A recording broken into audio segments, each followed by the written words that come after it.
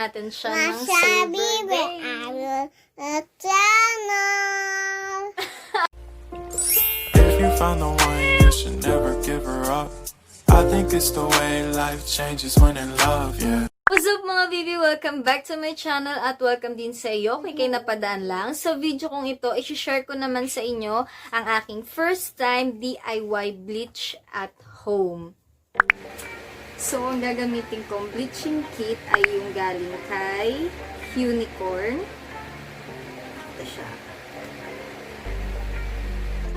So, ayan, na-mix ko na yung bleaching kit. Ito yung itsura na.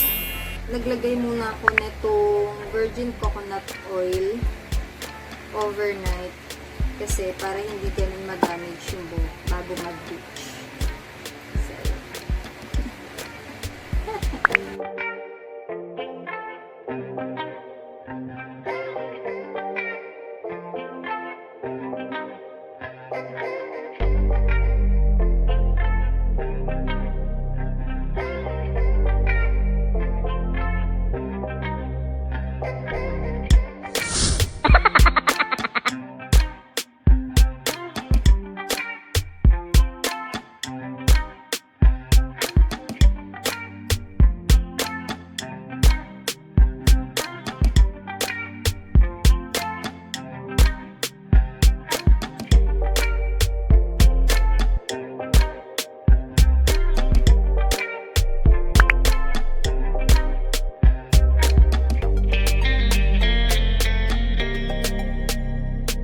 So, ayan. Ganito na yung kinalabasan. Tapos na siya.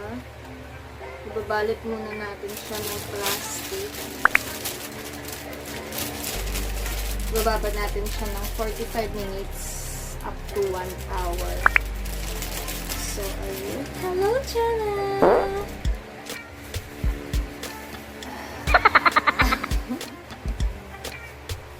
So, ayan, nabalot ko na siya ng plastic. Hintayin muna natin siya ng 1 oras bago natin siya banlawan. Hindi na bleach yung iba. So, ayan, ganito na yung kinalabasan niya after more than 45 minutes. Ayan, so, babanlawan ko na siya. Ang gagamitin ko naman ngayon ay itong purple toner that corrects yellow tones. Galing naman ito kay Dye Stuff. Ayan, babanlawan muna ako.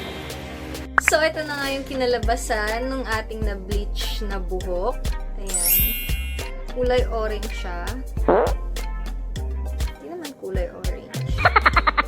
Ayan. Okay lang ba tignan? Ayan. So, ang napili kong pangkulay sa buhok ay itong galing kay Dye Stuff. Itong series. Pinili kong kulay ay 9.91 silver gray. Anak, dito ka magbasa po. No! WazZup Bibi. So, ngayon kukulayan na natin siya ng silver Bibi. gray. Channel. Kasama mo. WazZup Bibi. WazZup Bibi.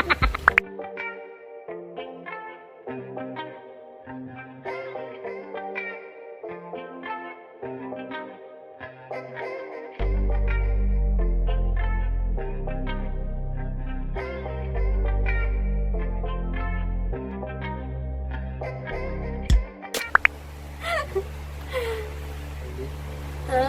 Sumawag ka na ating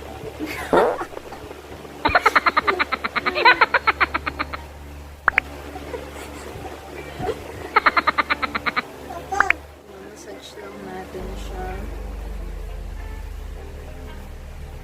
Ayan. Medyo mahap dito. Matapang kasi ito masyado. Yung oxidizer. So, i-leave natin siya ng 30 minutes. Hindi ako sigurado kung magkukulay talaga to wait. ng silver gray. Pero check natin kung anong kakalabasan niya.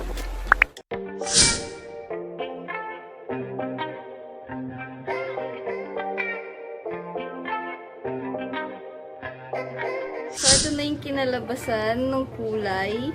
Hindi siya silver gray kasi hindi naman ganun kataas yung range ng pagka-bleach ng buhok natin. So, ito lang yung kulay na kinaya. Ayan. Yan, ganyan lang siya. So, ayun. So, yung Huenicorn bleaching kit na ginamit ko, hindi siya mahapde. Hindi siya ganun katapang yung amoy niya. So, marirecommend ko siya sa inyo. Check nyo na lang sa description box. Ilalagay ko yung Instagram nila at yung Facebook page nila. Yung ginamit ko naman na pangkulay na galing kay Dye Stuff, yun, mahapdi siya kasi yung oxidizer niya matapang, which is 9% lang naman, pero matapang pa rin siya. At kung sa Shopee naman, ilalagay ko din yung link sa description box kung gusto nyong mag-order sa kanila. I'll take the hit and still finish in one, yeah, yeah.